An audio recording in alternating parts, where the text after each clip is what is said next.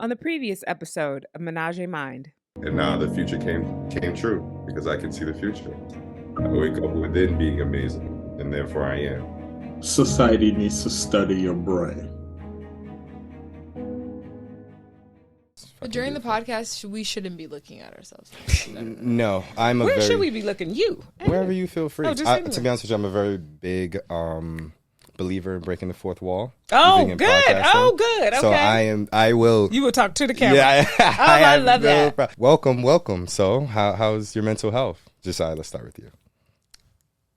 The word that popped up is peace. Mm-hmm. So I'm going to combine that with saying that my mental health is sort of in a state of being peaceful and clear. Ah, nice. Yeah, I feel very, very clear, and I'm grateful for that. Oh, good. And how's your mental health? Constantly at work. So I wouldn't necessarily say, I always want peace. I advocate for peace of mind, but I don't think that's always the state of mind I'm in. I'm always in a more like I'm constantly crafting and constantly focusing on what's next. So. Well, my mental health, thanks for asking. Thank you. Yes, how was your mental health? For sharing. So, my mental health is great, and it is great because I've come to learn we're in the age of Aquarius, yes. or wherever it's called. Yes. So, from a lot of the conversations we've been having that I don't necessarily know the definition word for things. Which I'm so astonished by. I'm so grateful to meet someone like you that learned it from the inside. Yeah. So it's like raw, right? Yes. It's like how do we refine him? Yeah, it's more intuitive. But it's refining is easier than teaching. I'm going to tell you. So now that I've learned that we're in the age of Aquarius, and I've learned that Aquarius is designed for like technology, or there's some kind of connection with that. Not knowing exactly what to do in this moment, and just naturally feeling like, okay, I'll figure it out. I have been feeling great because knowing that this is the age of Aquarius, I feel like I'm more of myself, right? Yes. And within this time that Aquarius is strong in technology, I feel like I've been doing really good with creative work as far as like editing, and like I've been on point. I haven't been stumped. I haven't like been stuck with anything. It's just all been like flowing. And then on top of that, with the what do you call them? Angelic numbers. Yes. And manifesting through those, and like whatever things come up for me to manifest, like more finance and peace within like my success and financial part of me. All of these things come together. Yeah, exactly. Let me tell you that somebody like you, so there is a word I came across in my more recent studies, autodidact. I think I'm saying that right. And I think that our most famous, popular autodidact in the world right now is the man who owns Tesla. What's his name? Elon Musk. Elon Musk is an autodidact, which basically means that you're self-taught, that what you know comes from the inside of you. Yeah. This being the age of Aquarius and having to do with technology, we really are always and only looking at the technology outside. Yeah. This kind of technology, the computer technology, the new cars. There is a technology inside of us. Yeah. There is a technology that is us that you know intimately without needing the language, and which hopefully, if we're doing our jobs right and living our experiences in a way that makes this evident, that people will begin to wake up to the fact that really the supreme technology on this planet is the human being. Yeah. And it is dope. It is. It is dope to know it. It is dope to live in the experience of just having a little bit of access to the technology that is me. I'm like, oh no, this gets really real. Yeah. Or I would even just say internal intelligence, because animals have that as well. You know what I'm saying? And that's exactly why nature flows the way that it does. Yeah. And I feel like we have conversations a lot about how we have choice, whereas animals and plants, you know, they either have to survive or die. We literally get to choose that. Yeah. Which makes our technology way more advanced. Right. And to our benefit and 2-hour detriment. Yeah. Right. So, and just maybe even less than an hour ago, I was having a conversation with Mila where I was telling her that this is the part of astrology that makes sense to me. It's not just, oh, you're in Aquarius, so your personality means like you're okay with being a loner. It's no, I'm in Aquarius and these are my houses. And if you have an understanding of that, you know when to make certain decisions at certain times. So in the age of Aquarius, Yes. and I'm in the creative space, and I've done tarot, which and my tarot reading was basically telling me that I need to look more into myself and do more for me. Listen, so now inside. Exactly. Inside. The So- whole thing is an inside job. Right. So with all of these, like the readings and knowing the astrology placement and where we are with the stars and suns and stuff like that right now, when it comes to my decision making within this time, it's amazing. And this is the first time in a long time I haven't experienced seasonal depression. Wow, that's beautiful. Because you're here. Exactly. Because you're really here. And now you know what to do with winter. Yeah. I think that a lot of us, because we live in a sun-focused, outward focus, because the sun is the sort of natural demonstration of an outward focus. Nobody is focusing on the moon. Nobody wants to focus on the dark. No one wants to focus on the winter, but that is a time which has its own fruit, which has its own benefit, which has its own magic. And frankly, way more magic than the light. Than the light space, a whole different kind of magic than the light you see space. so much more when it's dark. Oh man! And I think even to your point, like I feel the same thing about retrogrades. Like I feel like previously I experienced retrogrades so like intimately, but now I'm not experiencing them like that anymore. And I think it's because I'm just comfortable. Because for me, the way I was experiencing retrogrades was that when it happened, I always was in the experience of returning back to my old ways, and it wasn't positive for me. And when I was there, then people would be like, "Oh, we're in Mercury retrograde," and I'm like, "No way!" Like, but now I'm not experiencing that anymore. And also to your point about zodiacs, we do have our sun sign, but like you were saying, we have multiple houses. Like we are cosmic beings. We are as, complex as the universe. We're so energy. I'm not just, I'm not just a Taurus. I have 12 different houses with all these different signs that relate to how I am and how I show up in the world. And so that is beautiful that you understand that and know how to apply those different energies at particular times. Man, you're gonna just keep feeling like, oh, all these wins are coming so fast. Yeah. It's like finally learning how to drive your whip. Like really, it's finally learning, oh my God, like this My car got thing, all these all functions. these functions, All this these thing can functions. fly. Yeah. This thing can fly. Exactly. And before I even get into your intro, I want to say that I wrote, just from my understanding, the simple way of explaining your spiritual, mental, and physical realm and its connection to your emotions and also with masculinity and femininity. I'm going to draw that when we're done. Oh, my. And my explanation for it, because I've been going on a tangent. Me and Mila, we went to a play party, which was terrible. But when we came home, we stayed up all. Those are typically pretty challenging. we just stayed up all night, just like being on top of each other. And then at one moment, I was sitting there and I was like, "Did I ever explain to you like how I view spirituality?" And she was like, "No." And I was like, "I think I should start writing it out." So I was just going off in a tangent, just talking and talking and talking. By the end of it, I was like, maybe I should write this down. For sure. Yeah. Sure. So, All right. I have realized with doing this, and no matter how long I've been podcasting, for some reason, I have been terrible with making intros. So, I would like to introduce Sovereign You and hope that Jasai and Stori, the host of Sovereign You, can introduce themselves. Who are you, Jasai? I am Jasai.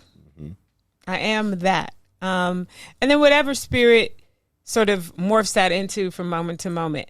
Right now, in the sort of larger, broader context, I'm a teacher. I'm a mom. I'm a friend. I'm a partner. I am a witness. I like to experience the world in such a way that I am either always witnessing myself, witnessing someone else, or witnessing nature, witnessing what God is doing out here. Yeah. So that's me. I am Stori, and I work alongside my mom. I am also a daughter. But I like to say I'm a great support system. Like I am somebody that shows up for people And I also show it for myself, but it really does feel good to cultivate something as a part of a group and make it happen. Yes. She's good at it. She's good at it.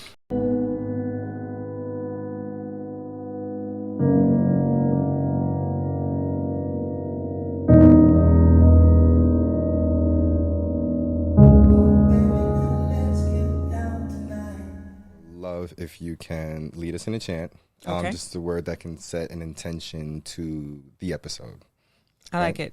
So I'm going to go with the word ung. Now, ung is not a word that has a sort of meaning, as it were, but you will feel the meaning if you chant it with us. How's that?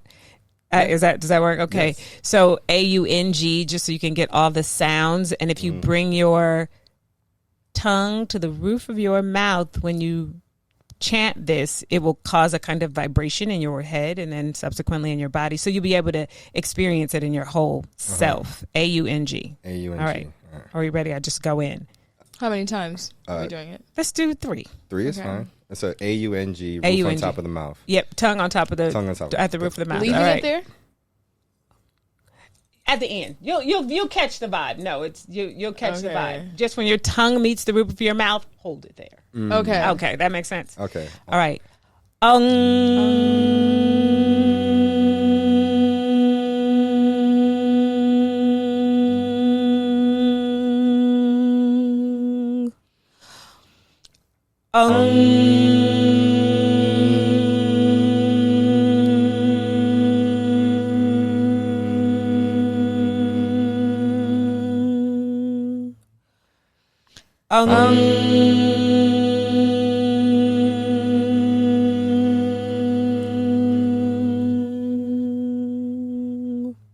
Wow, that is so interesting. What What does that happened? mean? Okay, hold on. I got into that too quickly. Okay. My brain is still vibrating. Okay, good. Wow, that was interesting. And the reason because I say that because the first one I actually struggled on. And I felt like I did feel very focused on like doing it. But the second one, I was focused on doing it, but halfway through it, I like started feeling relaxed and then the vibrations just happened. So I was able to last longer. And then third one was just, I was able to go the whole way through. I love that. That felt good. I love that. So you said, what does it mean? Yeah. So I am studying the Metu Netter. And the Metu Netter is really Kemetic spiritual technology. And it is the sort of Eastern equivalent of Ong or Om. So in Kundalini Yoga, we would do Ong Namo Gurudev Namo. So it is basically the primal sound of the universe, the first sound, the sound that creates. Yeah. And so if we go a little further in that understanding, as you all know, that sound vibration is what creation is made of. So while this mic is sitting here looking still and static, it is absolutely vibrating. Right. Same way that this smoke is vibrating. And they're vibrating at different frequencies and different levels, which is why they appear to our eye differently. Well, when you say a word like ung or om or ong, it causes a kind of vibration on the inside of you that basically lines things up for creation. It does feel like that. Yeah, it feels like you're getting tidy in there. You're like, you're putting that But thing what together. is the difference between ong and om? Because I'm familiar with om, but I think culture. Oh, okay. I think culture. Because if you say them, ong, it's all the same Yeah. vibration. Yeah. So maybe it's like if you do, I don't know a lot about piano, but I know you can have a key here and then a key some ways down and they're the same just on different levels. Yeah. Scales, okay. Yeah, scales. Okay. So I think sort of maybe that. Okay. Okay, so now a person like me doesn't have the definition for any of this shit, right? and so the other part I like about speaking to both of you and listening is the way of taking spirituality and being able to apply it to today's world, right? yeah. Which, just like religion and spiritual and all of it, I have met spiritual people where I've like, how is this applicable? How can I use it? apply How did we this, get right? there? Absolutely. So, I do want to start from the top and just knowing like where did spirituality and learning in this part of you even start, or even your parents creating a space for this to even happen? So I could start from the middle, or I could start from the beginning. and those are two different perspectives that have value in two different places. But I'll go to the natural beginning of my life in my current family.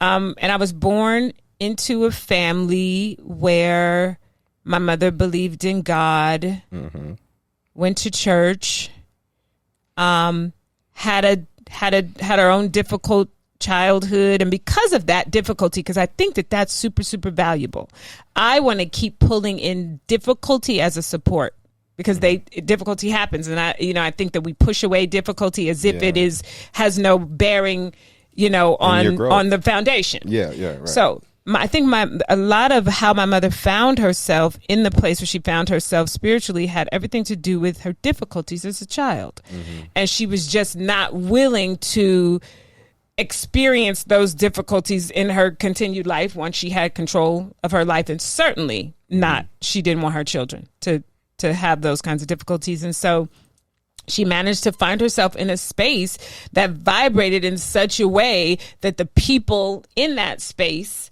were telling stories about how beneficial it was. So she moved towards the beneficial for her experience, because had she been somebody else, what would have been beneficial for her could have looked like something else. And so I grew up in the church because that was my mom's anchor. Now, because I'm an intellectual being, and I wasn't born into the same difficulties as my mother, I didn't have that part to hang any hat on. I had what they were giving me, how it made me feel, and my questions. Right. And so from the beginning, while it was feeling right, like it was feeling like, yes, there is a God. Yes, this is what God can do. Some of the technical things, I was like, I have a question. Yeah.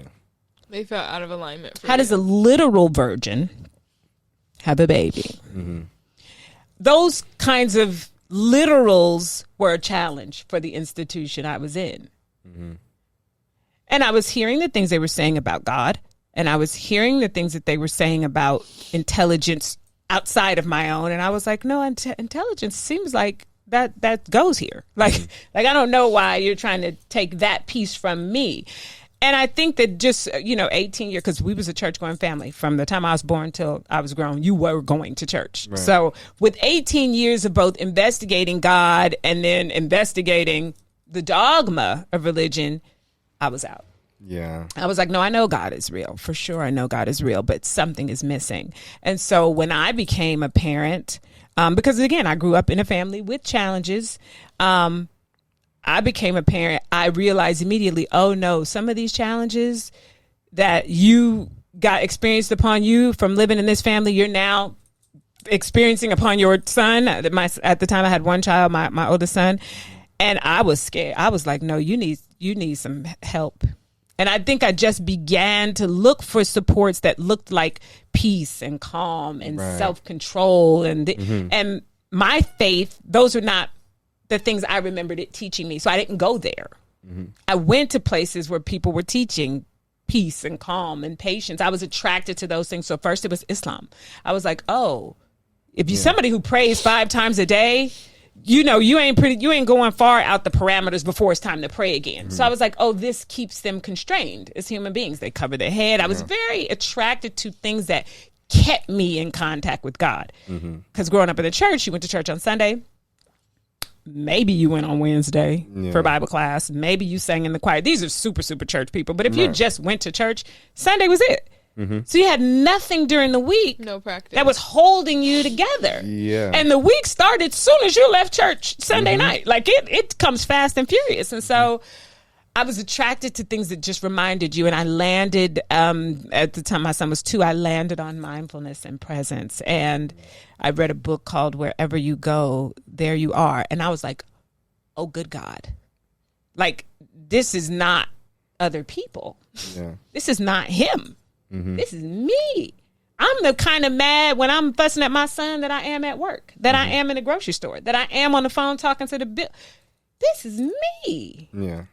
And so, I'm still here. Like, I know both the highest high and the lowest low, the good and the bad of it all. It's all me. Yeah. No, that's beautiful. It's so. Reason why I think it's beautiful because I can remember the time where I had a bad relationship with Christians, not necessarily Christianity, but with Christians, because my viewpoint on it was everybody seems attracted to this religion, but they don't really seem committed to it. Ooh, so we'll go to church, but after you leave church, your actions don't match.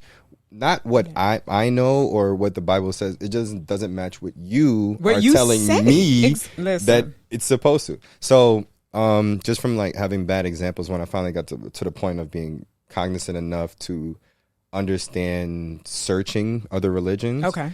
For me, it came to the point of looking for something that's just peaceful. So I just had so many bad examples of Christians. So it seemed like you guys are at war, or this is not a very peaceful, because I didn't have a peaceful home. And if y'all are Christians, it's not a peaceful home. I need to look for peace.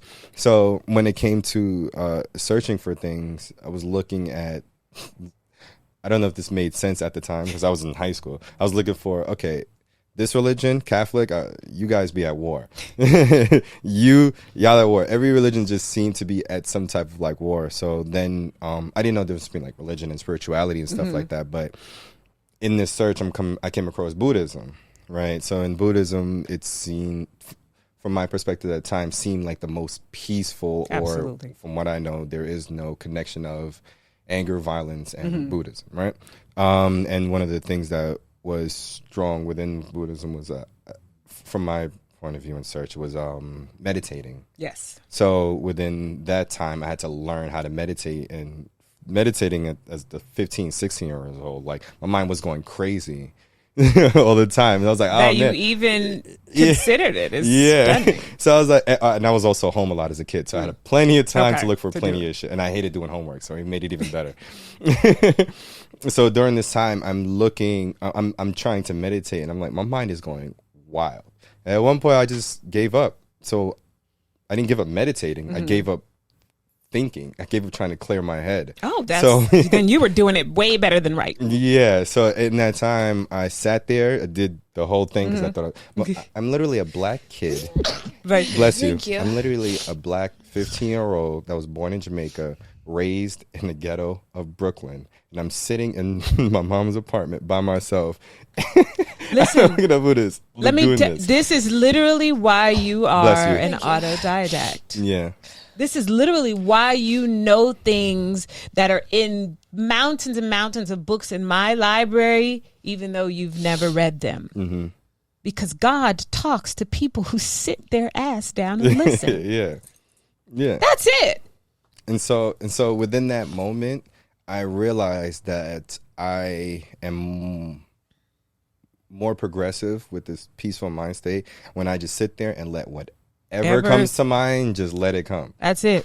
That is you know all the things. You're the guru already. You're really it. That's really it. Yeah. Which is why you can navigate, because you are in touch with the navigator. Right. Yeah. Right. So, go ahead. I was going to say, I also remember learning in school that Christianity, much like America, is one of the newer religions. This is a newer country. Yeah. And Buddhism is one of the oldest, so that makes sense. Yeah, and the grandmother's always going to be smarter than the grandkids. I mean... And it's crazy because even with having this moment, I still was like, I'm not going to become a Buddhist. I'm not going to the you don't other have to part of the become world. Anything. Right. And that's the thing about Christianity. Yeah. It's like, as a Christian, you have to be, as practicing religion, you have to be it. And I didn't feel like I had to be a Buddhist to do these what practices. they were offering. Exactly. Yeah. And they're not recruiting. There's no recruiting agency there. I think the people gather in large numbers as people who practice what Buddhism espouses because it feels good to gather. Yeah. It feels good to gather with these people. They're not, listen, all the stories of all the monks that I've ever read, this is what they do. This is what the practitioner does. The practitioner goes to the mountains in a cave and sits down. Yeah. and they look up in 3 months and look behind them, and there's 700 people sitting behind. That's the only way you should collect. That's the only kind of collection that makes sense. That's energetic, which means I didn't have to do nothing. I didn't have to say nothing. I don't have to convince you to do nothing. I am in my practice, and whatever that feels like to you. And if it's 700 people behind you, it feels like 700 different things to all of those different people. None of that is my business. And honestly, interestingly enough, I grew up around a lot of Christians. Like, I remember one of my really close friends in elementary school literally lived at a church. Well, her her father was the pastor, so they lived in the rectory. Right. They were So I feel like I'm not really too intimately like familiar with, the recruitment process for Christianity. But I feel like in the same way, you can absolutely show up and be, welcomed and and be in the presence of God with these devoted Christians, and they're not necessarily telling you to become a Christian. So for sure. And I think that some of the recruitment energy is cultural or communal. Some people's communities are literally like missionary if type. you grew up in it, it's like harder to just decide like, oh, this is not who I'm Yes. Oh no, ain't none of that ain't happening. So that's the angle I was coming from. It's within the religion itself, it makes you feel forced to be here because it's believe in this religion or you're going to a place for the rest of your soul's life. It's going to be painful and detrimental. I mean, that is a recruitment. That is a recruitment. And it's strong. It works. It holds a lot of sway. Yeah. As somebody who used to be, so I practiced, and so it was warming my heart to hear you say as a teenager you were in your parents' apartment by yourself meditating. So I spend 2 hours a day, every day, locked in a room alone.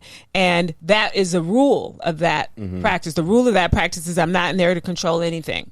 Yeah. I don't care what thoughts come up. I don't care what feelings come up. I have stood on the back of the couch. I listen to whatever comes up in me in that space. Yeah. It has gotten wild. It has been interesting. It has been nothing happening at all. It's just whatever.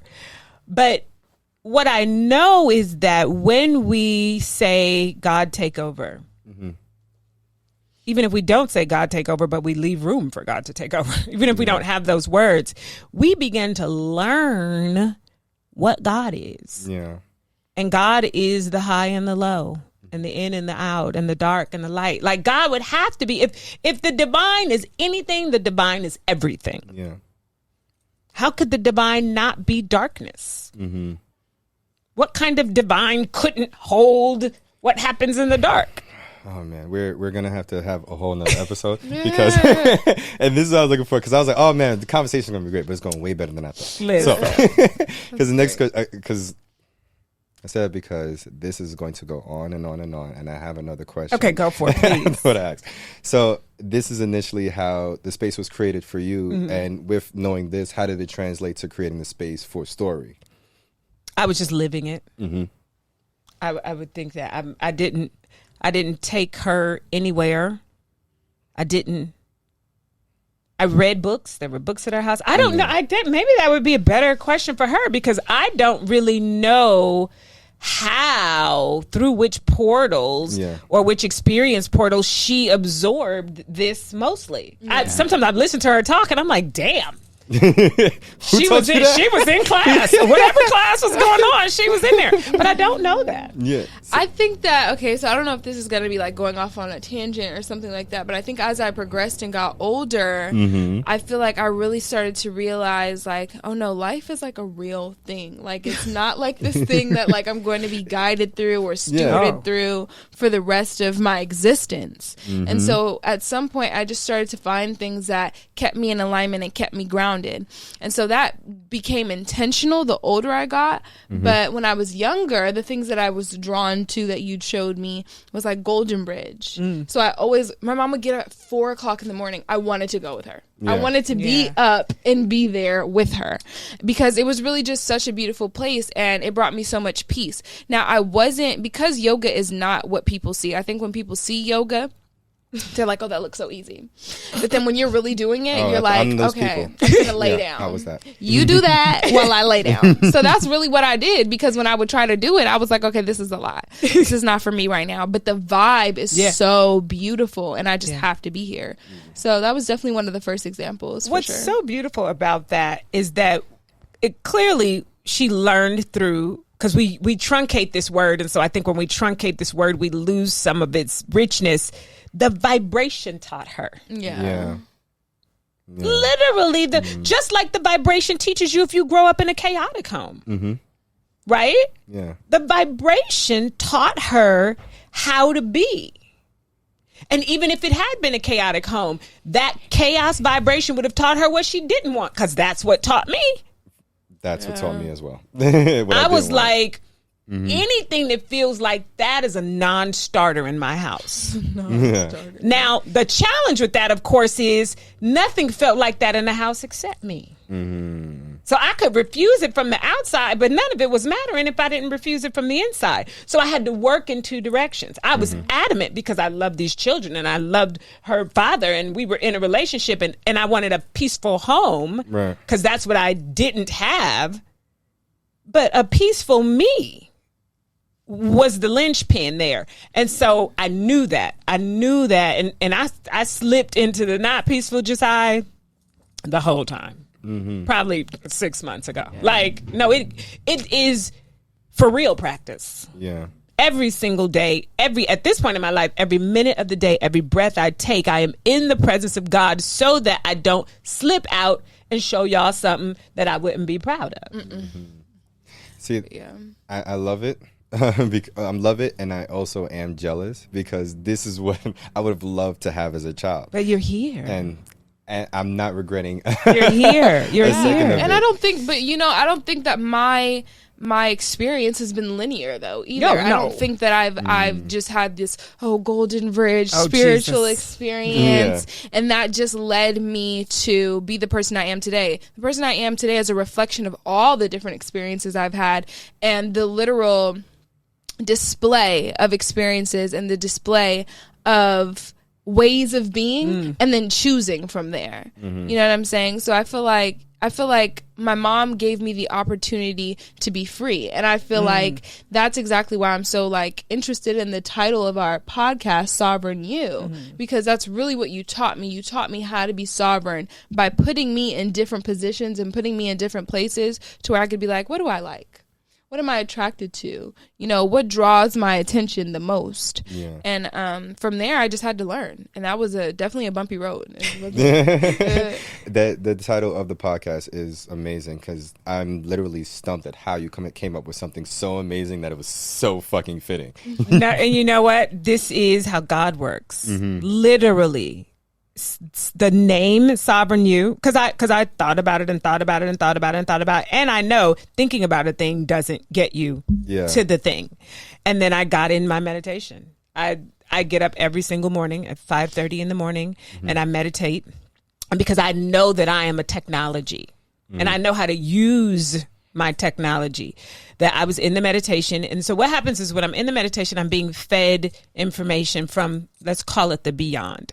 So the information from the beyond feeds itself into my head. I say it out loud. So this is basically God and the spirits of the ancestors, or however people are categorizing these things right now. Is not the most important thing, but it is information that comes through me and out of my mouth. Saying a thing out loud, as we all know, because we watch all the memes, this is important. This is powerful. Saying a thing out loud allows you to hear what is being said, which is an organizing principle. Sound is an organizing principle. So once you hear what is being said, it begins to become organized. So that happened. I was in the meditation, and then sometimes in the middle, sometimes at some interval in the meditation, I will get a visual.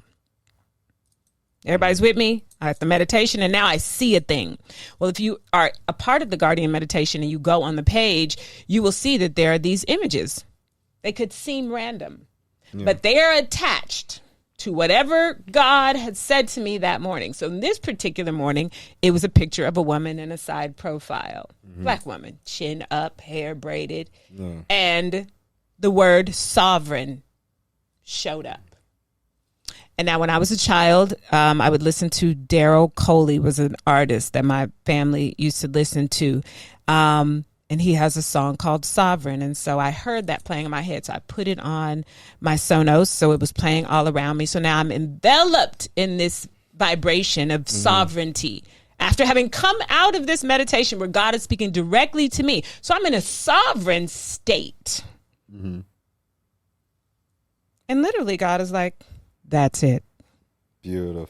I was like, run it. Not run That's it. the next. This is literally how every single thing in my life works. Mm-hmm. I don't get a brain on anything. I'm not smart enough. Yeah.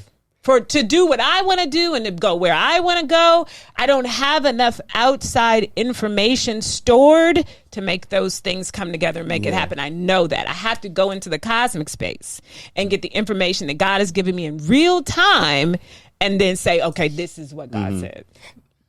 But also trusting that is really important too, because so that's what all the exercise. practice for 20 years was about. Yeah, that's an exercise. Yeah, absolutely. This is so great because all I could think about is if I was in Stori's position, me coming to you and asking you for some money and you're going, let me look inward for a second and I'll come right back to you. I'm sure she's glad that's not how it works. No, I'm sure she's glad that's not ask me for money. Yeah. See, I've already equipped her. She's already good. She don't need to come and ask me for no money.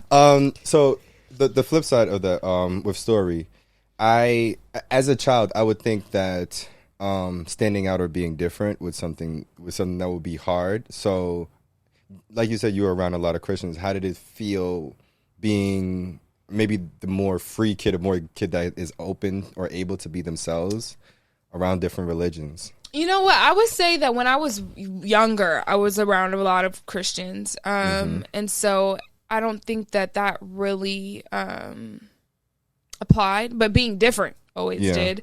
I would say that once I got to middle school, that's when things really started to set in. Like, okay, I am definitely fitting in because people are attracted to me, but I'm not like other people. Yeah. You know what I'm saying? Like, the way that I thought, the way that I behaved, and so much of what I learned, even in school, I already knew through my mom. So that reflected in the classroom as well. So my teachers were looking at me like, yeah.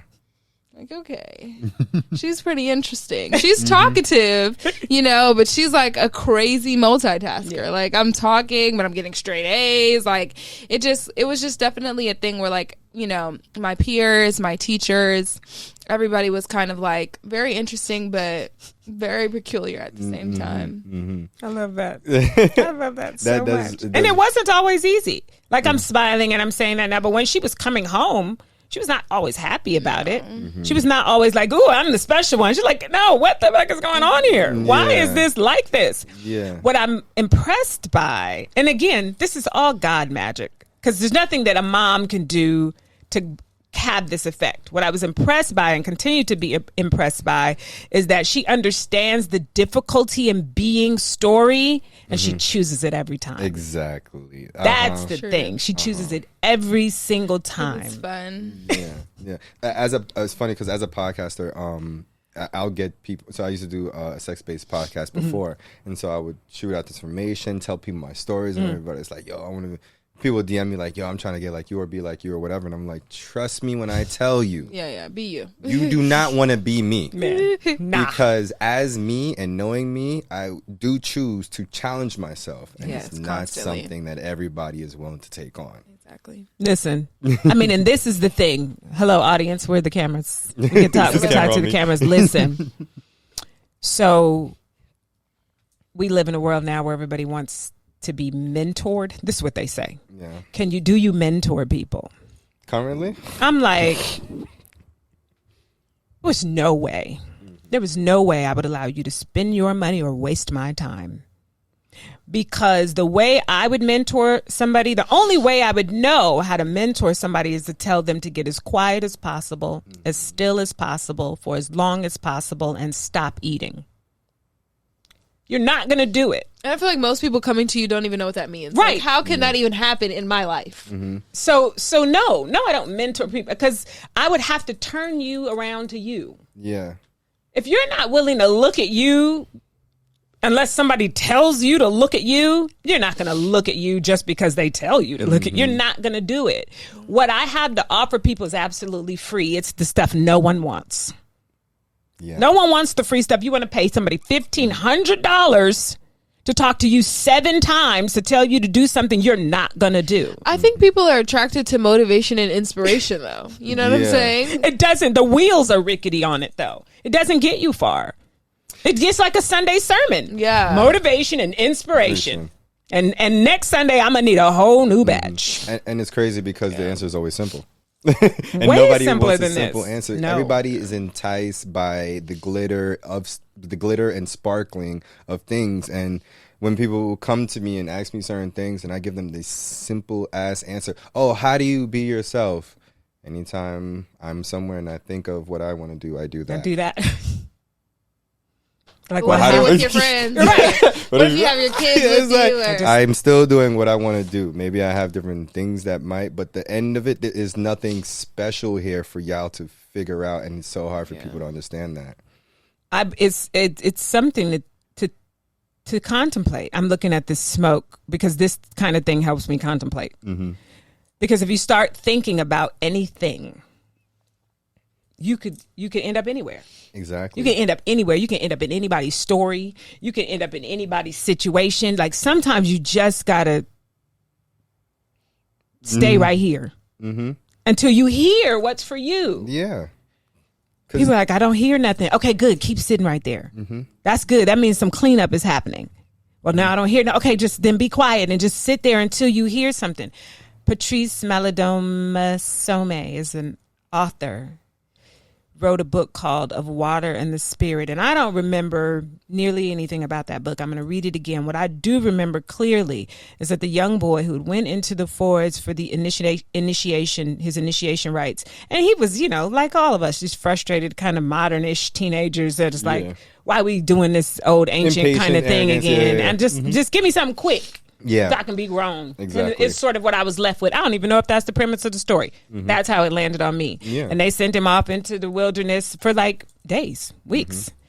And he was told to sit in front of this tree. Now I'm in him. I'm in his character. I'm like anxious with him and for him. And I'm getting frustrated. I'm like, what is we gonna see at this tree? Because we've been sitting here. And he just sat and sat and sat, and he went through all the motions you go through when you in meditation or when you waiting on somebody to call you or, all the waiting period kind of energy. Yeah. And I don't even remember what he saw, but I remember that whatever that author wrote that expressed what he saw, I burst into tears because I was waiting with him. How we wait, teaching ourselves that how we wait matters is key. It's super clutch because nothing is going to be happening the way we want it to be happening. None of the time. Yeah. None of the time is it going to be like that. How we wait, what we decide to do with our energy when we wait, that's the stuff that makes us. Yeah. And the thing about it is that some things do go as planned. Yeah. And I think that's what gets people caught up. Like this happened instantaneously or this worked out the way that I wanted it to work out and then I tried this and it didn't work out. So that's the difference between winter and summer. Yeah, exactly. Yeah. Like I don't think that everything has to have a microwave effect. I think that sometimes you do have to like slow burn that thing. You have to like crock pots, it's different ways of cooking a thing. We all know that in practical terms. Yeah. And it's crazy because from my point of view, we see it we do see it a lot with people that aren't really spiritually in touch and stuff like that, just from my point of view and when I was growing up.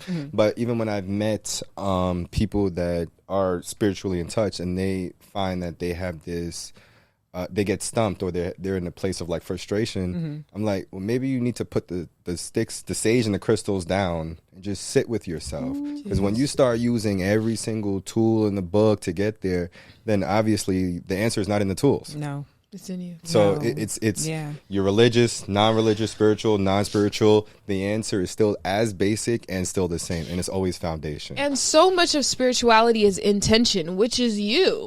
Like nobody controls that your part. Your crystals are literally activated by your intention. When you sage, that's activated by your intention. Like your thought process and the state of being with which you're in is your spirituality. Yeah. When people realize that it is them, whatever this tea ceremony, that's you chose that. You chose that tea, you're feeling the way you're feeling. You know what way you want to be This whole thing, barring no part of it, is you. For some people, that's really hard to square because they think they know what they are and they don't approve of themselves. So acceptance. Approval of yourself is way up here on what you got to do and be in order to get in touch with you. You can't disapprove of you and reach for you at the same time. Exactly. Yeah. Okay, so now we've gone through this part. I wanted to ask Stori, now that we've gotten here, how do you create a space for your mom and to be herself and individuality? Like, I feel as if she created a space for you. Because I do think that there's this cycle of child, adult, child again that we go through. And then there's going to be the transitional period of child becomes parent for parent, right? So it's like in the future, let me start where I'm going with this. Okay. I now have an 8-year-old daughter by way of my girlfriend, right? So a lot of things for me, I didn't have these spaces and openness and stuff like that. So now that I have an 8-year-old that's popped into my life because I have somebody that I love, I feel like I'm not, but I do sometimes feel I'm in this rush effect to prepare this space for you. So it's like, maybe when I have a newborn, it's like, okay, I'm starting you from 0 years old. I can prepare and everything. Now I was single. I have a girlfriend, 8-year-old. Oh shit, let me get this space right. You know, you know when black people rush to clean up before people come over. Before people come over. That's how I feel like I'm at right now. Right. So now I want to create this space because then I want her to grow up and she doesn't have to be deep into yogi and gurus and stuff like that, but to have that space to develop into wherever direction she goes through. And then this the cycle of life for it to come back to me, because I didn't have that space when I was younger, created by my parents.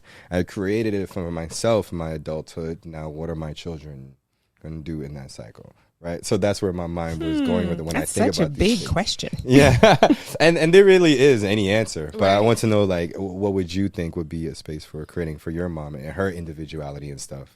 I think that I definitely have learned. My learning has been my offering to my mom, my ability to adapt and to hold space for her evolution, because my mom has literally been so many different people in my life. You know what I'm saying? And I feel like as a child and growing up into an adult and now being an adult, like having this sort of kind of comfort space where you attach yourself to who your parent was for you foundationally, that can be problematic. And so I feel like I have had to adapt and learn that, no, my mom is becoming a different person. And so I think that the ground kind of starts to shake, like, oh, am I a different person? Is our relationship different? Is her relationship to me different because she is now a different person? So I feel like I have allowed myself to definitely adapt to my mom's evolution and also be a person who is able to have conversations with her. Like, and I feel like that is a mirrored effect that both benefits me and that benefits my mom. Like every day when I'm in the studio, we spend probably like 30 minutes to an hour just talking about our thoughts and opinions about where we are in life. And it's not any formal, like, where are you in life? It literally is just, I'm telling you, I'm just telling you, and she's just telling me, and we're just feeding off of each other. And I feel like in that way, I'm able to grow with her and learn her and not just be like, this is my mom. And I feel like she's definitely taught me how to do that too. Because, for example, like I literally just stopped eating her food. Like it was not easy. I literally, no, it really was not easy. But I just feel like it's so easy to just lean on your parents and to decide like, no, this is the person who brought me here. Like, so I can just go in her refrigerator and eat whatever I see. You need to be accountable for this life that you created. You know what I'm saying? Like at 20.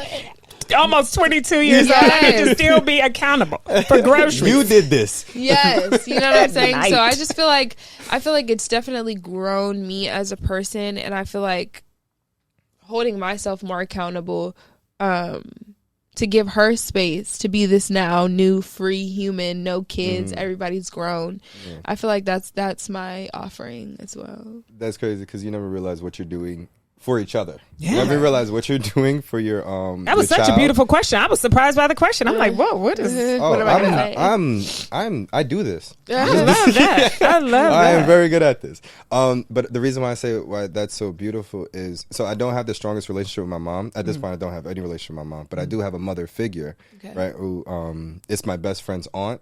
Okay. And I call her my aunt also, and she has become my mother figure. And I met her in my 20s. So this space of childhood and teenage years, I didn't really feel close to a mother figure. But then when I in my 20s, she basically raised me in my 20s, right? So even within this time, she's an Aquarius also. Birthday is January 23rd. 1, 2, 3. I like it. I like it. So she was one of the few people in my adulthood that encouraged me to be not only myself, but my honest self. So it's like, you can act as yourself, but you can also be honest to other people. You know how people can't even be honest about themselves? Like they're doing the things that is honest stuff, but they can't speak it to other people because they're not. Yeah, they're not strong in who they are at that age. But anyway. With you saying that and thinking about the amount of conversations, because we would just talk all night effortlessly, I love that. Right? Talk and listen to each other. There was a moment where conversation came up about meditation, and my aunt said that it's so hard for her to meditate because she has so much things on her mind. And when you saying that, I remember telling her, well, stop trying to think about something and just accept whatever comes to your mind. Try meditating that way. Huge. Yeah. What you gave her. Huge. Yeah. So I see that as, wow, I've created a space for my mother figure in something that she was trying to help herself with. Yeah. And if we had more communication in families, and if adults weren't so stuck in the adult lane, we could acknowledge, no, I'm not just here teaching you. You are absolutely here teaching me. Yeah. Absolutely. Because I know that the things my son my son's presence on the planet taught me that I better get it together. Just his presence on the planet. Yeah. And then when he could ask me, I remember... So this is how environment sort of dances all together, different kinds of environments when they come together inside one person. So my mother is a very devout Christian, went to church. Certainly when my son was small, she went to church and took him to church. And so he was very exposed to Christianity and church folks in this way. And church folks, black church folks, are very exuberant about Christ and, God. And I think that he saw me sort of being devout to what I was devout to in my own way, but it wasn't quite so exuberant. And I was just sort of toddling along trying to figure out how to do whatever I was going to do ultimately. And he came in the house one day and he said, "Mommy, how come you don't love Jesus?" Okay. I was like, I don't think it's that I don't love Jesus. But what he taught me is that what I was being in the world was very different than what some other people in his life that he loved was being. And then I needed to come up with an answer. I needed to look inside me and get comfortable with whatever the answer was how come I'm not Christian anymore? How come I'm not doing this dance like this anymore? And some people could just get mad and be like, ain't nobody got to love you, whatever. Yeah. Or they could be like, how did I get here? Because that really is, like, I was clearly in a place that some other people that he loved, a lot of them, that they were in a different place. And I was like, you have to be able to explain this to your children, because this is a matter of salvation. This is a matter of soul, and your children are souls. You do know that. Yeah. Like, I wasn't unclear about that. So I had to get some language about what I was doing and why, so that I could expand the playing field for my children, basically. And I managed to do that, I think. Yeah. But it was wild. I said, how come I don't love Jesus? Jesus. I wanted to say to him, who is Jesus? Like, why is you in here asking me about Jesus? What do you know about him? I love me. And I love that there are people whose love for Jesus grounds them. Yeah. I love that. Yeah. Because if they didn't have that, where would they be? So I want to ask next about waist beads, right? So we've gone through creating space for each other and mothers and daughters, right? So Alaya Waist Beads is your waist beads company, Yes. correct? I would like to know, what is the point? With that, the That's a simpler good way of that is. asking, What is the what point? is the point It's a of waist great beads? question. So a waist bead is an ancient African technology. And the word technology here is important. It's deliberate. So a technological advancement basically makes whatever one was doing, an individual or a culture, makes whatever one was doing in their lives previous much easier. Yeah. If you insert said technological advancement. So a waist bead is an ancient African technology. It is all at once an adornment, a waist and weight management tool, a scale, and a mindfulness tool. So now, that last bit, I think, is the sort of domain of Alayo. But culturally, I understand that waist beads have been used in Africa from country to country, tribe to tribe, maybe even family to family in very different ways. Yeah. So a woman might get a waist bead when she's about to be married. That might be the cultural significance in that community. Whereas a new human might get a waist bead when they're just born to tie them to their tribe and the association with their ancestors. Or some communities may just be using them for like a practical tool to make sure, because there's no scale to put the baby on. Yeah. We're going to make sure the baby is growing properly. Is the weight This going up baby or is the weighs weight 8 going down? beads, Right. 3 ounces. Right. So I know that anything that's holistic, that comes from God and the cosmos, no matter how it comes. So in this particular instance, it happens to be a device that looks like beads on some kind of string.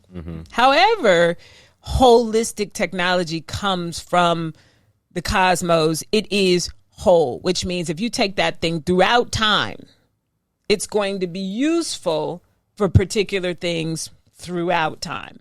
So that's sort of the experience I had with waist beads. So when it first got tied on me, I understood it first as an energetic tool. That was my first, because that's what I needed. I needed an energy shift. I was on the beach in a bikini for the first time in my adult life, 40 years old, tail hanging out, boobs. I was like, what is going on? Why do people do this? And I was there willingly, intentionally trying to get over whatever this thing was that I had with my body that hadn't let me put a bikini on to that point in my life.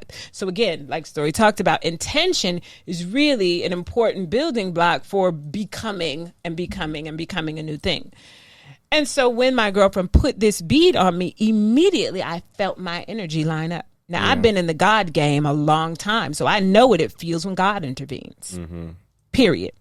That you can quote me on that. I know when God shows itself in a moment, what it feels like, how it experiences. And I felt covered where I had been feeling very like self-conscious. I felt covered from my neck to my ankles immediately when that waist bead got tied on me. And I was never like, you can't undo that. Yeah. Somebody couldn't come along and say, no, that's not what that does. Bullshit. Because it did it. For you. And because I know that I'm a regular girl, I was like, no, if this does this for me, it'll do it for somebody else. Right. I didn't know nothing about waist beads except what it had done to me and how it felt when I glimpsed them on that same homegirl's waist. Right. Like when I would see them she was not like me. She was not wearing them out and she was not that. But I would see her, if she was at her stove cooking and she would lean over and I would see her beads, I would be like, what kind of magic is that? Yeah. That's what this is. It is experience of the divine in the form of this kind of reminder to be present in your physical body. And I was just living in it, exercising all of its beauty that it was sort of having on me and anybody who would let me touch them, because I was just buying them from this young African girl. I went on Stori immediately. I was like, oh, no, you got to have this. I didn't even know why. I just knew whatever that feel good was, everybody. And I remember telling my homegirl, everybody with a body should experience waking up inside of their body. Yeah. Yeah. And it did it. It did it to everybody I tied it on. That's crazy because this, being present, Yeah. It takes you back to the experience of like being present, like when it's seen and somebody wearing it, even not to be shown, but for their own self. I do have another question to ask you. But when you said that, it immediately popped in my head that is how I view my tattoos.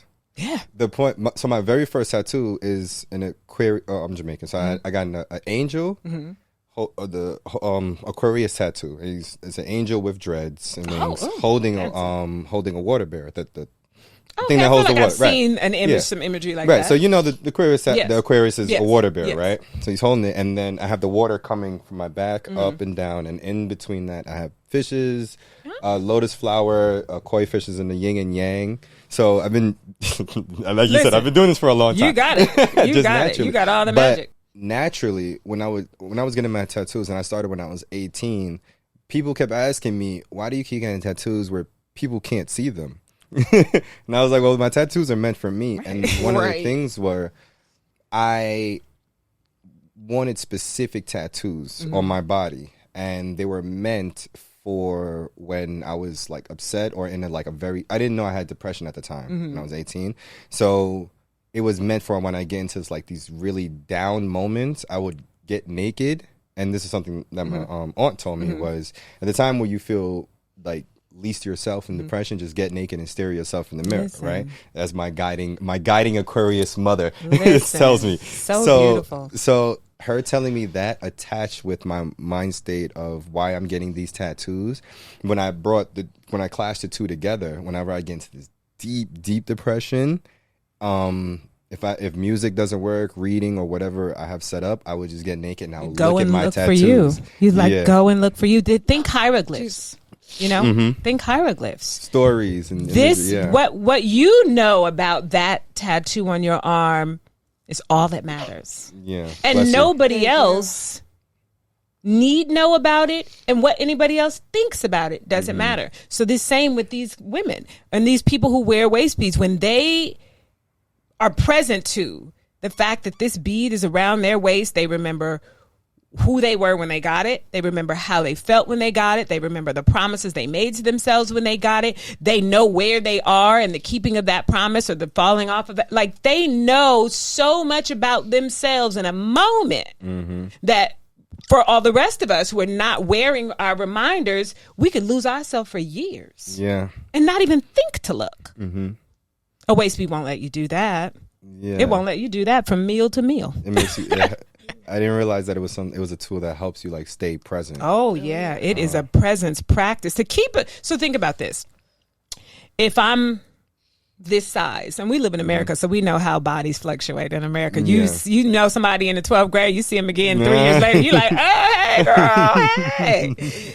This bead, if I put it at my navel today, I'm going to have to either stay very present to how I'm being in my body, or I'm going to have some really hard conversations with myself when I have to cut that thing off because I have left the building. Right.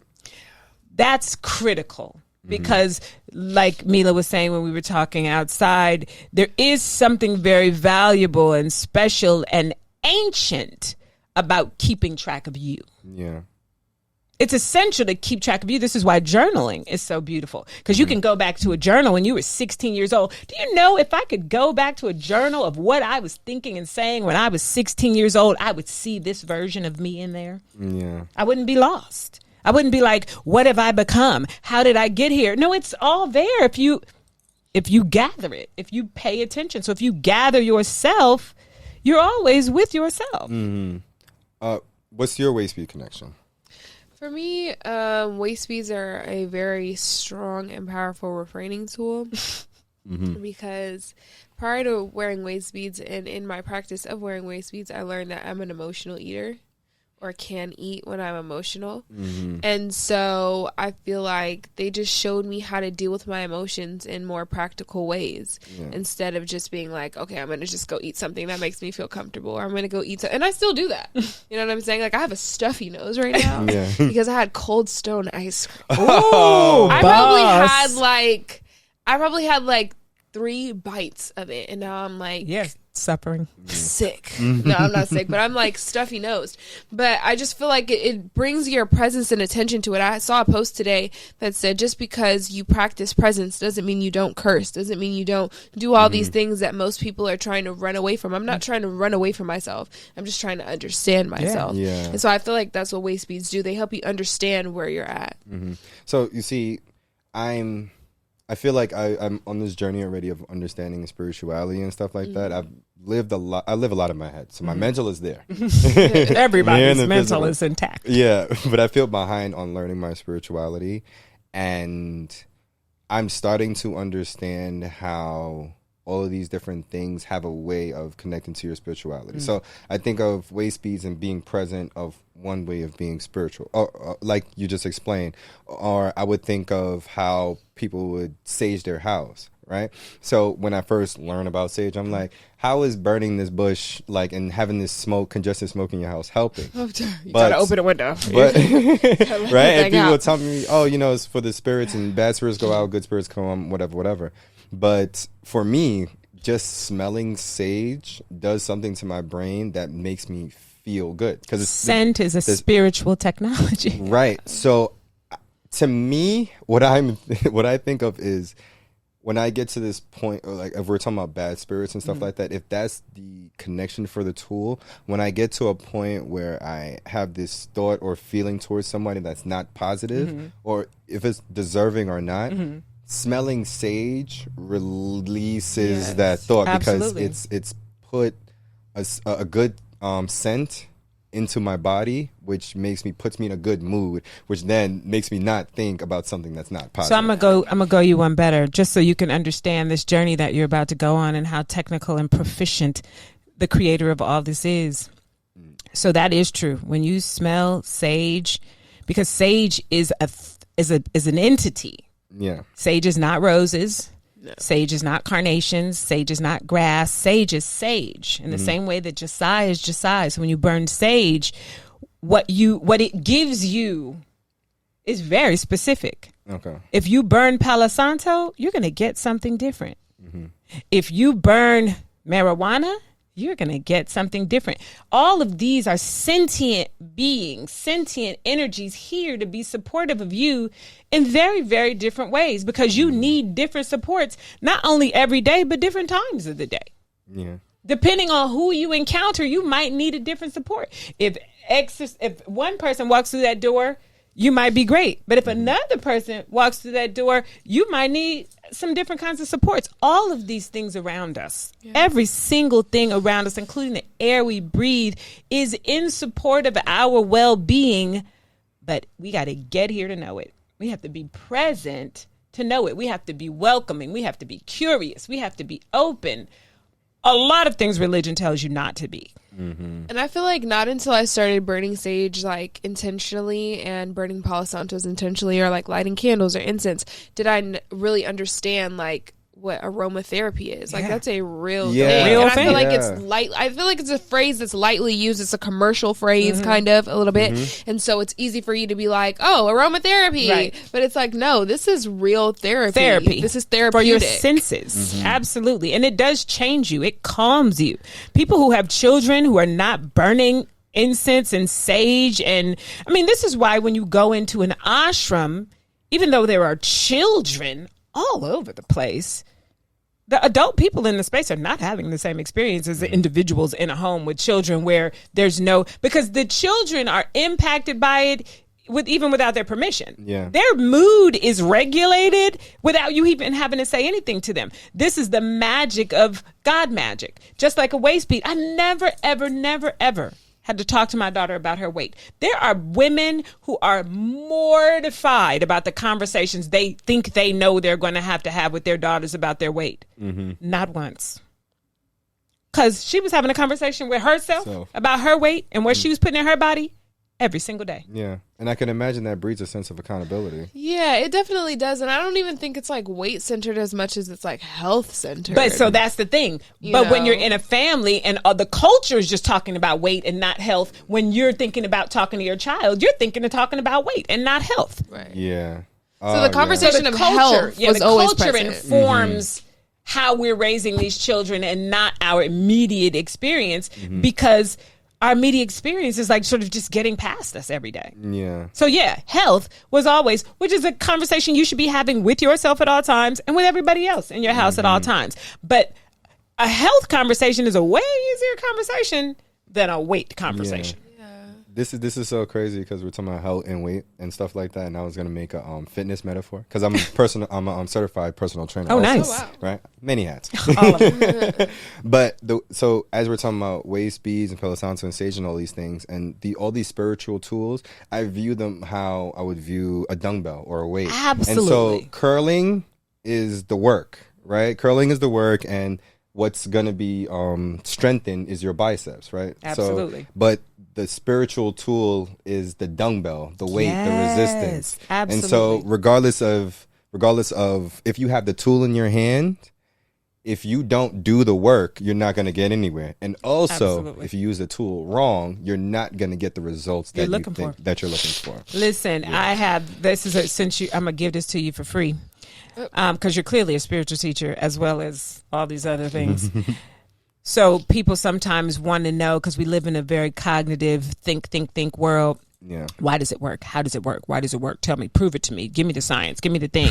I'm like, listen, some of that in you is going to have to sit down. Yeah. It is literally the same thing as you don't know at all the intricacies of why picking up this dumbbell and doing this makes your muscle grow. Yeah. You don't know how to talk to an audience about all of the intricacies that make that true. But I bet you if you pick that dumbbell up and you do that, that muscle is going to grow. Yeah. Are you more concerned about why a thing works than its impact on your life beautifully? Like, if that's the thing you're most concerned about, go for it. But if you're interested in results, do the work. Yeah. Do the work, because they come. So I was going to transitioning into Sovereign You, the podcast itself, and I feel like you give a beautiful example of what it is, and also just from listening to this podcast, you're definitely getting an idea of how we're at spiritual university right now. I love it so much. Could not be more thrilled. Right. So I wanted to ask, what is it that? Well, you explained basically why you want to start Sovereign You, but why with even Stori? Oh, so, that's Stori didn't go to college. And Stori deciding not to go to college was a big deal to Stori as an individual. It was a big deal to me. And it was a big deal to our family's business and legacy. Yeah. And because Stori is a bright mind, I never wanted her to have one of my Eastern teachers calls it Shempa. The equivalent is like, I didn't want her to have no shitty feeling about not having gone to, chose to go to a traditional kind of college, because what this human knows and what she has become from what she knows, even from 0 to 21, even in this very short amount of time, which most of us not only don't learn a whole bunch of valuable stuff that we can sort of churn and create a life out of, she has managed to do this extraordinary thing that is her life out of the things that she has learned so far. And I wanted her to be able to express that so that she knew. Because that's it. We can pick up a whole bunch of stuff, but if we don't know that we are solid, we are good, we are informed, we are connected, it doesn't really matter how many books we read or what kind of school we went to or what the diploma says. To be able to do the work, have access to the benefit of doing the work, and then be able to share that is life change. It's life shaping. Yeah. And she has done that. Her peers that she went to high school with are now graduated from college, and she also experienced a kind of graduation of all sorts, the ones that they have even yet to experience. Stori lives on her own. She takes care of her own life. She is her own responsibility. She runs a business in her family. Like, she is, and again, comparisons need not apply, but if we was comparing, which I don't like to do. Right. So I'm not going to, but I want her to know. I want her to know what she knows. Like, so this isn't even undergrad. Yeah. This is graduate school level. Now we got to get out into the real world and see how this thing works. And it's so interesting that in this university that we have sort of created out of being a family, Stori is the professor, which is stunning to me. When I listen to her talk, I'm like, oh, it's time to get my tea. Yeah. And be in what's happening here, because she does know so many things I don't know, sheerly because she's her and I'm not her. Yeah. And so this is a place where I can learn. She is a space where I can be taught. I don't have a lot of teachers in real life like that I would sit at their feet and listen to them talk about what life is like and what that teaches them. I could listen to this human all day long because I know she knows. Thanks, Mom. Yeah, she knows things. And it's important as a parent, it's important to encourage your seeds into what they are, into becoming more of what they are. And this platform that is Sovereign You allows that. It allows me to get to know her. It allows her to get to know her. It's just so many, it's holistic. Yeah. And so I'm like, and she wanted to teach people. She wanted to teach the people in our community, because one of the things that's important about the work we do is its relationship to energy and chakras. And so her initial thing was, Mom, we really got to teach people what these chakras are and how they work. Yeah. And Spirit was like, okay, cool. Yeah, we're going to teach. Let's really, really do it. So we will talk about that, and we will talk about everything. We will talk about what it means to be a being here in all of its manifestations. Right. So from your point of view, how is it to have your mom be like, hey, let's do a project together? I think, I'm jealous again. At first, I was excited. I was like, yeah, this is going to be great. I was amped. I was like, yes, we're going to do this. And then the day came, and I was like, we're not doing this. This is not going to work. This is not great. I don't like this. There's cameras in my face. This is weird. Yeah. Like, I'm not being myself. Like, I feel like I really pride myself on being genuine and authentic, and I don't want to miss that. Like, I don't want to, like, I don't want that to become jaded so that we can, like, put out some product and we can, like, you know, show people, you know, what we want to show them or whatever the case is. But I feel like from there, I also had to realize that there were some things that were coming into play too that were interfering with that. Like, my mind was somewhere else the first day that we shot. And, I just had to realize, like, oh no, I have to center my energy. Like, if I want to be me on camera, I also have to have a centered energy, because there's so much going on. Yeah. You know what I'm saying? And so I just feel like I just, you know, once we came back and once we had our own conversation, so what helped was having meetings. Right. Like, once I was able to, like, talk to my mom, like, okay, what are we going to talk about? Like, let's just like prep this really quick before we just get on and do it. And I think that knowing where you are and not just trying to jump up and be like everybody else, like, oh, yeah, I could do this, but making room for how you can really do it, and not just seeing something and being like, I can do that. You know, like, you have to create a process for how you're actually going to execute that. You can't just say, I saw it and now I'm going to do it. Yeah. So, which is, it's actually so funny, because I feel like saying I saw it and now I want to do it is probably Jasai's approach. You know, but and again, and that is, but I'm further up the road. I've been on this planet a lot of years compared to this one, and so there are things I'm sure about that I tell people all the time. I shoot straight. Like, I've met her father on the phone. We had a 5-hour conversation one day. He didn't talk to me the next day. And then we talked the following day. He came to visit that Friday, and he never left again. Like, when I aim, I aim straight. And you hit. and I hit. And so, but that's a cultivated thing. I've doubted myself enough times, and I was like, oh no, I could have did that. I should have did that. I know now for sure when my curiosity is God calling. That's what I told my homegirl, Nikki. Curiosity in me is God on the phone. So if I'm like, oh yeah, for sure, I know that's me. Now, like she said, I might have to figure out how it gets done. Right. Yeah. I might have to learn, the steps. Yeah. But if a thing has me in the picture in my mind's eye, I'm in the picture. Right. I used to dream that I could paint all the time. I mean, like Picasso paint. And I'm like, okay, one day I'm gonna do that. I just dreamed that I was a potter, so I bought a wheel. It doesn't matter that I'm not practicing the step by step. I know that because I saw that, that's me. Now, putting in the work is required. Yeah. Right. Is required. You're not gonna be like, oh, I don't know how to throw pots. Now I have $1 million pottery business. No, you're gonna make some really shitty pots. You're gonna have some really interesting experiences with color. Like, you're gonna learn, but that's where the doing comes from. So yeah, when I saw it, I was like, oh. Because I think Stori wanted to do something live.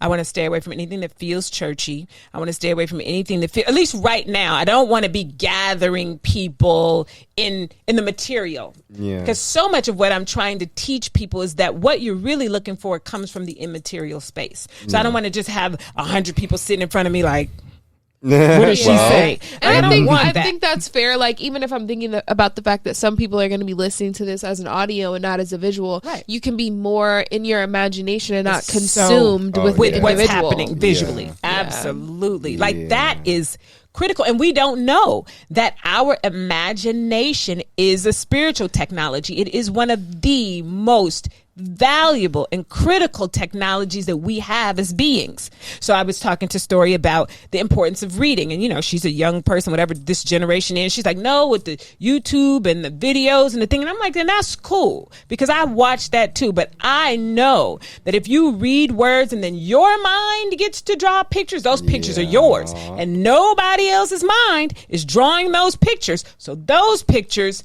are yours. If we stop doing that, if we start letting people tell us what things look like in color and scope and scale, it limits what we think is possible. See, what you knew that, didn't you? Yeah. See? You know, I'm gonna say I love that, but I knew it. You knew that. No, one of the things that popped in my head was the doubt part, as you were saying, and also the confident part, and just knowing, because there even in this time there'll be moments where I say to myself, as I'm looking inward, and I'm looking inward to see if I want to do this thing, right? And I know I really want to do it, but do I really want to do it? Right. And that back and forth banter is like, oh, I don't really want to do this, because if I did, it would be no question. Correct. So that's the math. That's the holy math. God is not arguing with God.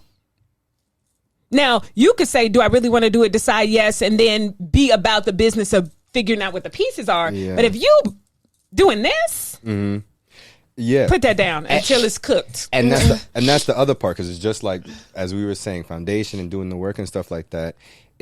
Even if because I am one of those people that look at things and say, oh, I could do that, but what stops me is I can't do that amount of work right now. Then, and so that's honest. And that's the honest part. And even when Jessica told me that, she has somebody that wants to do a podcast and coming in with her and doing it, and she said, somebody wants to do a podcast, my response is, like everybody. Yes, like everybody. But as she goes on and explaining things, I was like, oh, I was going to come on anyway, but now I could really fuck with this. Because the explanation of why and the why is a part that a lot of people miss. Yeah. And so why do I can do this like everybody else, but why do I want to do this? When I'm putting in the work, why do I want to put in this work? Listen, that's what escapes. There's a beautiful quote that says, the reason that we do a thing changes the nature of the action from within. So if I'm doing it because I want to be the biggest podcast producer in Los Angeles in the next 5 years, that's a vibration. That intention has a very particular vibration. That means that thing is going to last a particular amount of time. It's going to take a particular amount of work, whatever. If you go into a podcast and you say the energy of what these people are talking about feels transformative, and I want to be inside of the energy of that transformation, that's going to make that a whole different experience. Yeah. So why we're doing things absolutely matters. Absolutely. It changes how that thing is going to happen and who it's going to impact, the whole thing. So I feel really good, certainly having you in our space, in my home, in the orbit of the things that we hear and share. Like, all of those things matter in real life and in real time to me.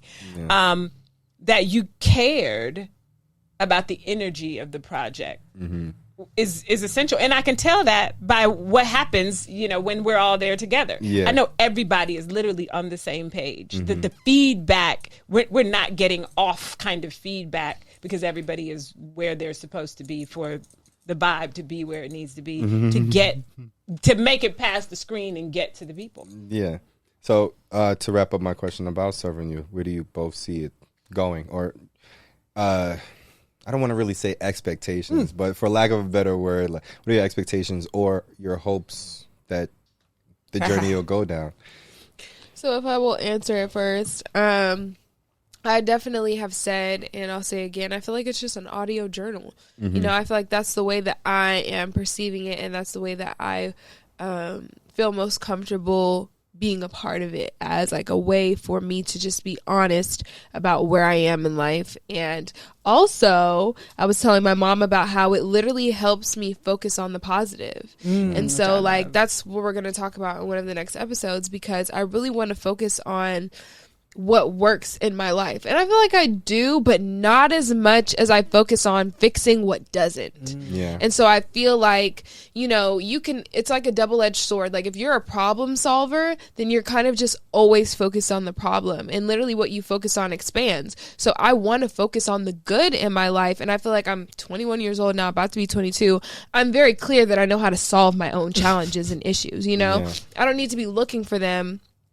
And I don't need to be, always trying to figure out what's next or what the next challenge is going to be. Even though I love challenges, I just feel like I need to focus on what really lights me up and what really makes me happy. And I feel like I do that in passing, but I don't really cultivate it in a way where I could tell you if you asked me. Yeah. I would really have to think Which about I it. found so interesting when I was asking her that. And I was trying not to be frustrated because, again, you don't know people's interior processes. When we were able to talk and she was able to explain that to me, it made perfect sense. But when I asked my daughter, what's making you happy today, and she can't get anything out of her throat, I'm worried. Yeah. And I didn't need to worry. She was focused on something else. It doesn't mean things aren't good happening. But if you're a parent that panics and you need things to be a particular way for you to feel good, that could throw you. Yeah. Because I'm like, well, damn, her life, Bless you. Sorry. her life looks great. Seems like she's okay. Is she not okay? Oh my God. What does that mean? If she can't, it could go nuts. Yeah. And so I would just be like, and I think happy is a she doesn't like happy. What? Yeah, I'm happy. I'm okay. I don't really know. I'm in the ebb and flow of my life. I'm not always looking to be happy, And I think that because I am challenge oriented and I'm really good with difficulty, I'm definitely not always running after the thing that just makes me feel good, because sometimes that's just the easy thing. And so it's not something that I'm always looking for. But I think that there definitely has to be some balance where it's like, okay, make sure you know what makes you happy, and keep doing that in a way that it really reinforces, so that you can tell somebody that's a part of your practice. And that's informative too. If I'm only ever telling people work hard, and how you see those elite short Instagram reels on Instagram, you're just like, wow, this person is so hardcore. Right. Why all the time? Why is it so intense? I don't want to be like that, know? So I feel like I definitely do have to focus more on what makes me happy and what lights me up. Well, I will say, as being one of the producers of Sovereign You, y'all are doing amazing. All right. I love that. And I just want to share really quick, because I think it's important to state my intention for you as one of the producers and you as my co-conspirator here, to know that I'm really here to watch God work. Yeah. And and it's been from the beginning, from that very first shoot day. I'm really here as a witness, as a student.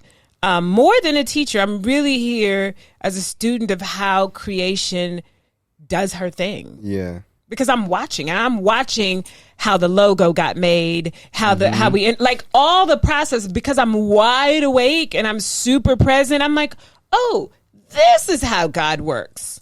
God doesn't work like this. God works like this. Complex, and not then complicated. Getting comfortable there. Yeah. Even if it looks like something's about to go left, I'm like, well, maybe that's the left turn that you have to take before you take the 2 more right turns. I'm not in that. Yeah. I know God said Sovereign You is a thing.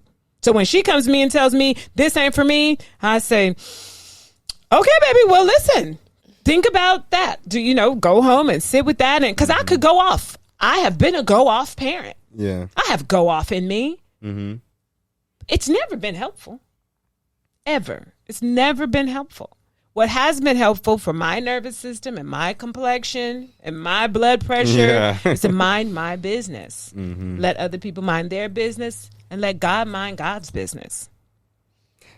That is another reason why I'm so happy to be a part of the project, because for a podcast, even for this podcast, I have an expectation. I have an expectation. I have a journey. I have a goal. I have what direction I want this to go. Not to say Sovereign You doesn't have a direction, but the direction of Sovereign You is so freeing and that to sit back and be a part of a podcast when, all podcasts are like mine, where we want this direction, and then finally coming across two people and this space where I can go, wow, I don't know where this is gonna go. It always just like how I don't up. know where my direction of my journey is gonna go, but I'm so excited because I know it's me. Yeah. and like, yourself, or you look inward. I feel like Sovereign You essentially is all of us. It's all four of us. That's a part of it. Absolutely. So looking inward, and I feel like I'm a fourth of a person with Sovereign You, right? I love that. And so we all have to be on the same page and in conjunction for this to work. And just to know that the mind state of freedom and freeing and letting things flow, to a certain point, of course. And we are. They keep us organized. Yeah. Because when we're not, you'd be like, because read this. Right. Say this, please. Even I can understand that things need direction, or everything needs a tool, or we all need a tool to channel or go in a certain direction. It's like an outline for a podcast. Absolutely. And it doesn't have to be strict and stringent. So, hey, here is what the tool does, but whatever flows within you using the tool, which is the loose outline, it happens. It worked too. Yeah. It worked. It's helpful. It doesn't feel pressing. Yeah. I really want to say that I love y'all. Oh, we love you too. Thank you so much. And I want to use this time to just offer you space to share who you love, and to also vent about whatever may come to mind. All right, beautiful. So I want to say to my son, thank you. I love you so much. He is not here sort of in this sort of wider project that his sister and I are doing out in the world, but I never sit down and look in a camera and talk to the world next to his sister and not think about him, because so much of the reason why I am here is because he was born. And as difficult as it was in the difficult moments, I wouldn't take a second of it away, because I'm here. And being here, like the literal here, the capital H, in the present, and practicing presence and being where God is and lives, is so much of what makes my life astonishing. And so I want to say that I love you so much, Caleb. And to Caleb's soon to be born child, I love you so much, and I'm super excited for him and for our family. And then I want to just talk a little bit about death. And so I thought, when I got introduced to this idea of having something to vent about or talk about, what would come up. And I am both surprised and not surprised that it is the subject of death, because we all need to come a little closer to it. We all need to come a little closer to the significance of the importance of living and dying, because this is the front of the hand and the back of the hand, and everybody wants to live and live well, but nobody wants to die to anything. Nobody wants to die to old thoughts, old habits, old ways of being, old relationships. Like, we want to have everything in this sort of sunrise space. And imagine if nighttime never came. Nighttime never came, this all would die. Everything here would be gone.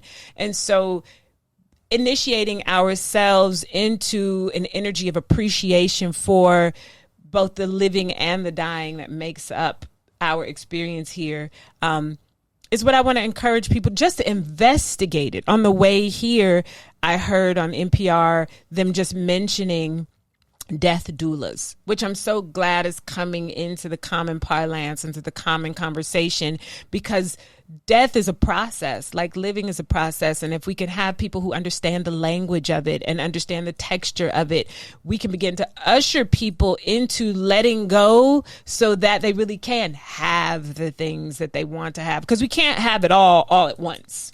You just can't. That's not a thing. That's cancer. That's death. If you have every cell all at once, you're out of here.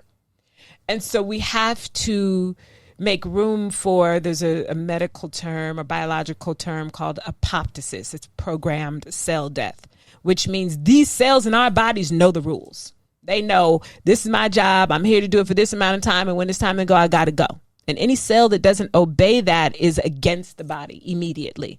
That we have to learn this thing as our life and the processes of our life so that we really can live well. Beautiful. Okay, I want to send love to my grandmother because, okay, her name is Julia Boyd, to be more specific in the universe. No, but I want to send love to her because she texted me this morning and she sent me a picture of me as a baby. And I've seen these pictures before, and she like told me how old I was in the pictures. And I just feel like she as a woman, as like this embodiment of love in my life, and, you know, just like as a gatekeeper of like our family's experiences and evolution and progression. I feel like she's literally like the gatekeeper of who we are as a family. And like you could go to her for anything to understand anything more about our family. Like she knows all of our roots in the South and everything like that. And she knows all of our family there. And I don't really have a deep, close connection with my non-immediate family, but she makes sure that she collects and is involved with everybody in our family so that she's the person that we can go to. For sure, she's like a medium, if you will, of our family's connection. And so I feel like I definitely want to send love to her. She is literally the embodiment of love in my life. Like she is who I aspire to be as somebody who offers and gives love and cares for people, because that's just like who she's been my whole life. But yeah, shout out to Nani. Shout out. Is there anything you would like to vent about? You have the freedom and space to go ahead, or not. Yeah, I want to talk a little bit about this sniffle that I got. Because when we're talking about the practices that we were talking about before, I think it's really fair for people to understand, like I said, that it brings you closer to who you are. But I'm also like, if I'm my supreme self, I'm also not there yet. You know what I'm saying? Like I'm also not, and I feel like that's why sometimes it's hard. I was thinking about this in the bathroom. That's why sometimes it's hard for me to express what I'm happy about, because I'm literally planning my happiness. You know what I'm saying? And I feel like that's what people get caught up in. Like you create ideas of what will make you happy, and then you achieve them, or you get there and you're like, okay, this is not really like the happiest process. So I think I have to be happy already. And I think we've talked about that a lot. Like you have to just be happy. You can't just be like, I'm going to be happy when this happens, or I'm going to be happy when that happens, or I'm going to be happy. I'm going to find happiness in this place. But I guess since we're venting, this is kind of like rant-like. But to go back to me saying that I have to just be where I'm at, although I know I should not have dairy, right? Although I'm very clear on that. I've been very sick. I've been in very actually unhealthy positions behind dairy. I feel like there's a knowing when you're present, there's a knowing, but at the same time, there is this kind of like space where you fall into your, the things that you're most attracted to when you're not in comfort, or when you're seeking comfort. And so I feel like we've even talked about it before. You guys were just talking about when I came in here, this kind of like dying, right? And so refraining is a kind of dying. And so if you don't allow that to happen, then there is an inherent suffering anyway, like me sitting here with the sniffles. I could have just not had the ice cream, but it was offered to me, right? So I'm like, I don't even have to pay for this. First of all, I would never buy Cold Stone. This is the test. That's lab work. But it was offered to me, so I'm like, yeah, cotton candy with gummy bears. I need that. I need that now. And so I had a couple bites and now I'm here. And I just want people to know, like, you're able to still keep going. I don't have to be like, oh, I'm not a present person. I can't do the spiritual work. I'm not willing to put in the work for myself. Like, no, there are some times where you as you are right now shows up and you're like, okay, I need to address that. And to add to that as well, and to add to, you know, just being appreciative for the now and not being so goal oriented that you're choosing to place your happiness inside of your goals. I literally was telling my mom the other day that I'm learning to create ideal situations. Like, literally, I'm learning to live inside of my dreams, not just wait for my dreams to happen, work towards my dreams, and then when I get there, I'm there. Because I feel like sometimes, especially when you consider yourself an overachiever, you get there and you're like, okay, there's something else. There's always something else. So I feel like you have to literally create the ideal situation. It's the little things. So I literally, like, the other day, I was like, what is the most ideal situation for, like, the bathroom? I was setting up the bathroom for a client to come in. And I was like, I like when the lights are on, like, a low setting. And then, like, the flicker of the candle, I can hear it and see it. And I was like, this is ideal. And I feel like that's work. In the same way that it's work to achieve long-term goals, it is literally work to be like, I want to come home to a clean space, and then be accountable for keeping your space clean, and not just being in it and being like, oh my God, the dishes.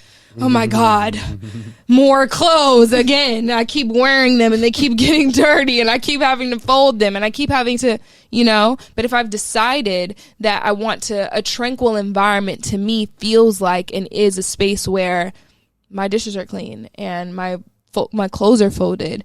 Like, that's a small effort towards even my long-term goals. And it says to me that I'm willing to do whatever it takes for what I want. So if you can't even fold your clothes when you want them folded, how do you think you're going to achieve anything else in life? Yeah. Honestly. I love that. Beautiful. And that is a that. Yeah. That is that. And I'm going to share whether this is on camera or not. Mm-hmm. There is a book, because there is a book about everything. Mm-hmm. And you can know a thing without reading a book, but it is interesting to see other people's or vibrate with other people who are on the same thing as you. There is a book about mindfulness. It's so beautiful, about everyday living, called Chop Wood, Carry Water. Mm-hmm. And it really is about finding the mindfulness and the beauty of the everyday. Right. Finding the ritual and the magic of the everyday things that have to be done. Yeah. And not just being like, I'm throwing all these clothes away and I'm wearing one outfit, so I never have to do laundry ever again. It's funny because as I'm sitting here listening to you both do your events, we were talking about death and you were talking about your grandmother. Something that popped in my head was how I forgot the final full moon. No, it was Halloween. And it's supposed to be the time where you're supposed to be a strong connection with your ancestors. So we created an ancestral shrine. By Mila's idea and design, we created an ancestral shrine. So one of the things, the way this podcast started was me in therapy. One of the things we were talking about in therapy was me and my inner child, and how I've been having trouble accessing my inner child because of, like, the trauma I had when I was younger. And starting this shrine, which is centered around death, and then my grandmother, I had asked a cousin of mine to give me some pictures. And I probably wouldn't have even asked, unless we're celebrating our ancestors. So I get the pictures, and one picture, before I say that, to make a point, I started forgetting my childhood. Because it was so traumatic that I cut it off, and I started having memories like fade away, and these memories wouldn't pop back up until a traumatic connection happened, and it popped up my head, and I was like, oh shit, I forgot all about that. And for a mind like mine that constantly runs, I think about a lot, and I realized I stopped thinking about anything before 14 years old. Yeah, till the point where, like, my mind just went, like, dark. So celebrating my ancestors and getting these pictures from my cousin, I had a picture with me and my grandmother, and as soon as I saw the picture, like, it's like a dam broke, and like I got so flooded with my, like, memories from my childhood. Beautiful. That's so useful, and I feel like there's so much alignment, considering the fact that, like, that ties together what both of us were talking about. That's Exactly. interesting. Because this is how God That's works. really interesting. Listen, I mean, Exactly. it's the easiest thing for me to say when people want to understand God who really, like, generally don't understand. I'm like, you're watching it right now. You're literally watching how God made me say a thing that you weren't in the room for. Yeah. And then you came in and said a thing that nobody knew you were going to say that makes perfect sense. Like, this is literally how God works. Alignment. This is why community is so important. That we really cannot do this thing in isolation. Yeah. It's not, like, there is a part we have to do in isolation, and then when you come out and with all of the things you've learned, they're going to be different than what you've learned, different than what you've learned. But when we come together in community and we talk, we share, we commune, then we're like, oh, well, that's the answer, right in her mouth. Mm-hmm. The like you said, somebody coming to you and to speak about God, the journey of already doing it is doing it. Is doing it. That's Confucius, by the way. I like it. I like it. Please, where can everybody find you? Yourselves, Alayo, Sovereign You, please. So we're on the internet. 'Cause you have to be. Oh my gosh, should I do your outro since you guys are new to doing your outros? Oh, what is that? What is that?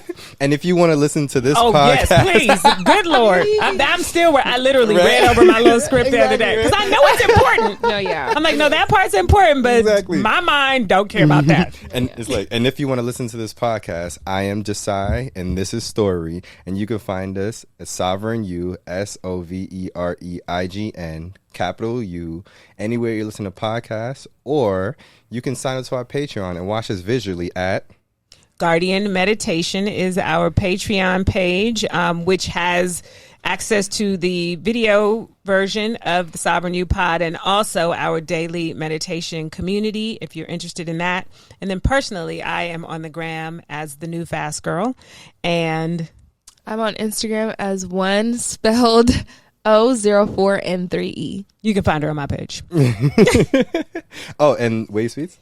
Oh, Alaya Wastebeads. I know my Wastebead child is like, I'm sorry, what is happening here? Alaya Wastebeads is on the gram at Alaya Wastebeads, and you can go to our beautiful website, alayo.net, if you are interested in exploring more of who we are and what we do and purchasing Wastebeads. Nice.